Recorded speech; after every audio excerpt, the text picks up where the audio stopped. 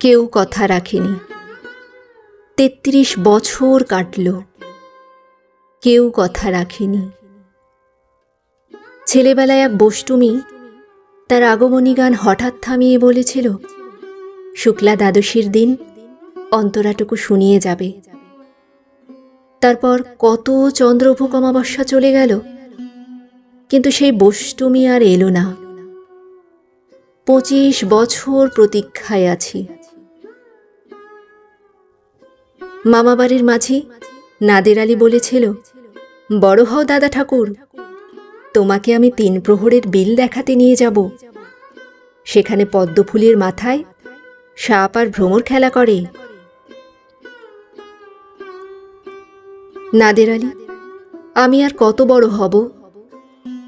আমার মাথা এ ঘরের ছাদ ফুঁড়ে আকাশে স্পর্শ করলে তারপর তুমি আমায় ৩ প্রহরের বিল দেখাবে? একটাও রয়্যাল গুলি কিনতে পারিনি কখনো। লাঠি লজেন্স দেখিয়ে দেখিয়ে চুষেছে লস্কর বাড়ির ছেলেরা। ভিখারির মতন চৌধুরীদের গেটে দাঁড়িয়ে দেখেছি ভিতরে রাস উৎসব। অবিরল রঙের ধারার মধ্যে সুবর্ণ কঙ্কন পরা ফর্সা রমণীরা কত রকম আমোদে হেসেছে। আমার দিকে তারা ফিরেও চায়নি।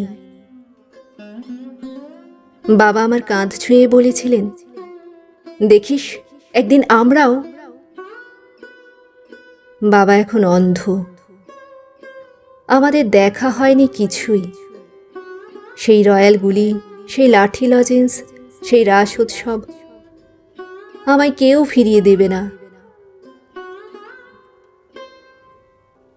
বুকের মধ্যে সুগন্ধি রুমাল রেখে বরুণা বলেছিল, যেদিন আমায় সত্যিকারের ভালোবাসবে সেদিন আমার বুকেও এরকম আতরের গন্ধ হবে। ভালোবাসার জন্য আমি হাতের মুঠোয় প্রাণ নিয়েছি। দুরন্ত ষাঁড়ের চোখে বেঁধেছি লাল কাপড়।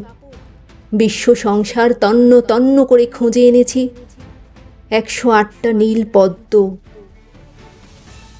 তবু কথা রাখেনি বরুণা। এখন তার বুকে শুধুই মাংসের গন্ধ। এখনো সে যে কোনো নারী। কেউ কথা রাখেনি।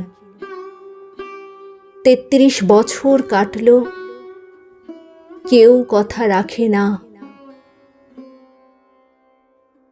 ভিডিওটি ভালো লাগলে একটি লাইক দিন। এমন আরও ভিডিও পেতে পাশে থাকা বেল আইকনটিতে ক্লিক করে আমার চ্যানেলটি সাবস্ক্রাইব করুন। ধন্যবাদ।